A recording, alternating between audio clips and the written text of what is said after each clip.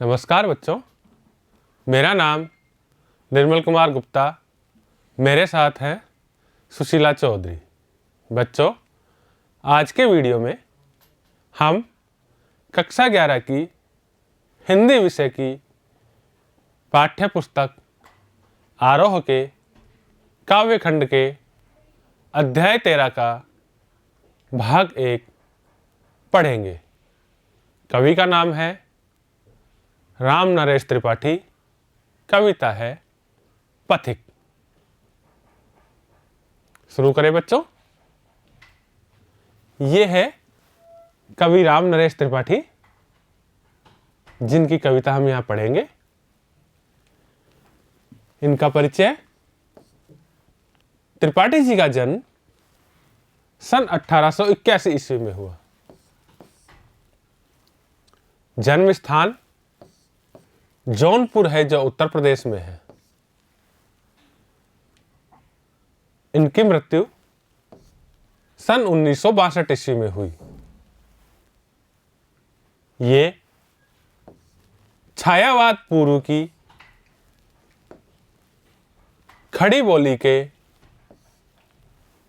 महत्वपूर्ण कवि माने जाते हैं। इन्होंने बानर नामक बाल पत्रिका का संपादन किया।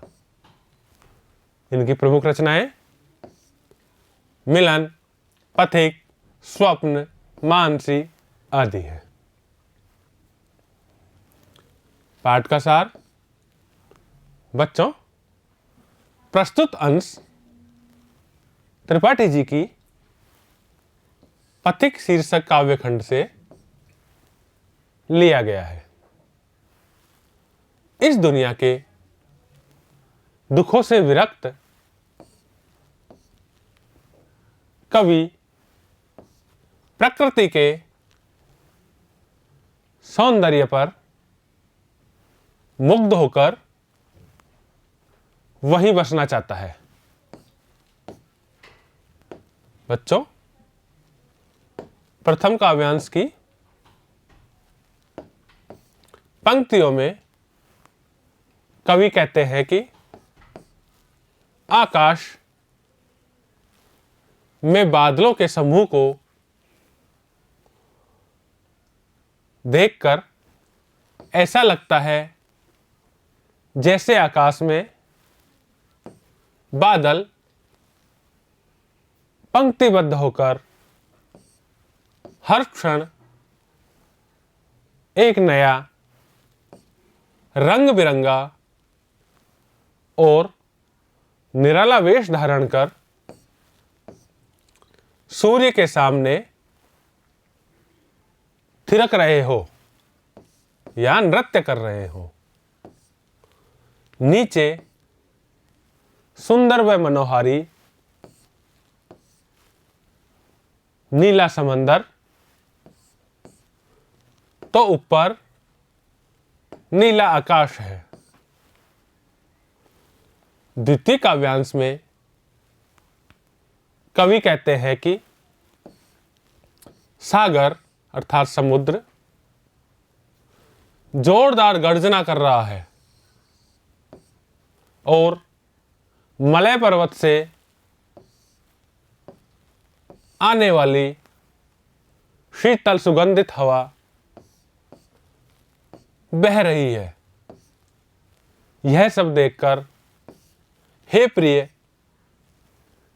मेरा दिल हमेशा साहस व उत्साह से भरा रहता है। कवि समुद्र की लहरों की सवारी कर विशाल समुद्र के कोने कोने को देखना चाहते हैं। बच्चों, तीसरे काव्यांश में कवि समुद्र के किनारे खड़े होकर सूर्योदय होता देख रहे हैं। समुद्र की सतह पर उगते हुए सूरज की अधूरी छाया दिखाई दे रही है, अर्थात आधा सूर्य दिखाई दे रहा है।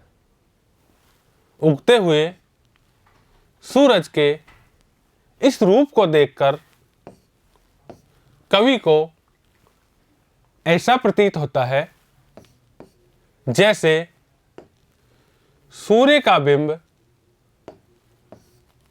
लक्ष्मी जी के स्वर्ण मंदिर का एक सुंदर कंगूरा अर्थात मंदिर का शिखर गुंबद हो। समुद्र तल पर पड़ने वाली सूरज की सुनहरी किरणों को देखकर ऐसा प्रतीत होता है जैसे लक्ष्मी जी की सवारी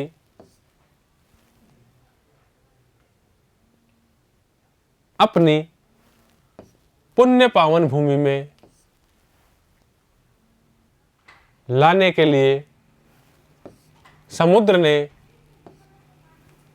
इस सोने की सड़क का निर्माण किया है, अर्थात सूर्य की किरणें सोने की सड़क जैसी दिखाई दे रही हैं। चतुर्थ काव्यांश में कवि कहते हैं कि समुद्र बहुत ही निडरता से और बड़ी गंभीरता से गर्जना कर रहा है। कवि कहते हैं कि प्रिय, तुम इस प्राकृतिक सौंदर्य को अपने हृदय में महसूस करो और बताओ कि इससे बढ़कर सुख और आनंद इस संसार में और कहां मिलेगा। पंचम काव्यांश में कवि कहते हैं कि आधी रात में जब घना अंधकार पूरे संसार को ढक लेता है, तब अंतरिक्ष की छत यानी पूरे आकाश के सुंदर प्राकृतिक दृश्य को देखने के लिए मुस्कुराते हुए मुख से इस जगत का स्वामी अर्थात सूर्य धीमी धीमी गति से आता है और तट पर खड़ा होकर वह आकाश गंगा के सौंदर्य को निहार कर मीठे मीठे गीत गाता है। षष्ठम काव्यांश में कवि कहते हैं कि सूर्य जिस आकाश गंगा के सौंदर्य को निहार कर उसकी सुंदरता के मीठे मीठे गीत गाता है, उसी आकाश गंगा के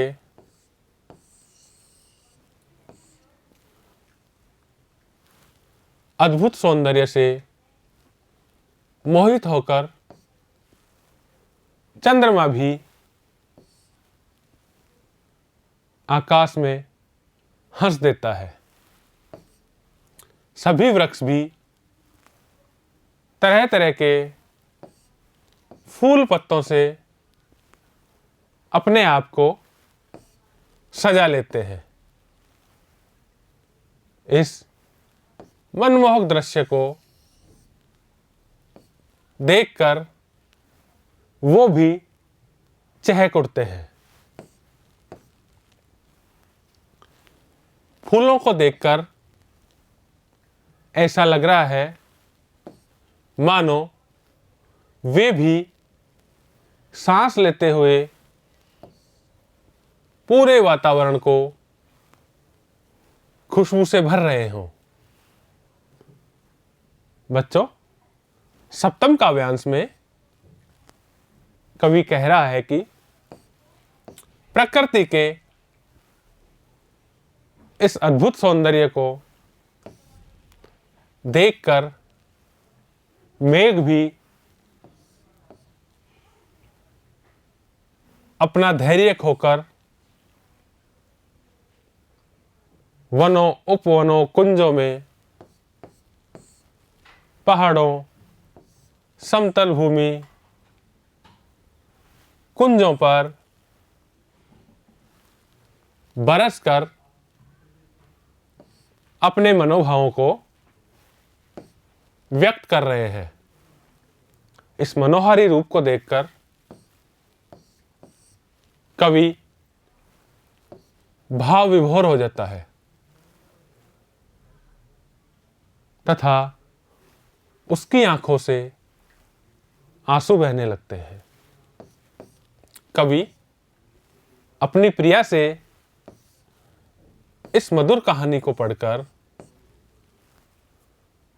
अनुभव करने को कह रहे हैं। अष्टम काव्यांश में कवि प्रकृति की इस सुंदर प्रेम कहानी को अपने शब्दों में व्यक्त करना चाहते हैं ताकि पूरा संसार प्रकृति की इस प्रेम कहानी को सुन सके और आनंदित हो सके। कवि आगे कहते हैं कि इस प्रकृति में सदा स्थिर, पवित्र व आनंद देने वाली सुखकारी शांति छाई रहती है और प्रकृति में चारों ओर प्रेम का ही सुंदर राज्य दिखाई देता है। इस प्रकार इस कविता में कवि ने प्रकृति का सुंदर वर्णन किया है।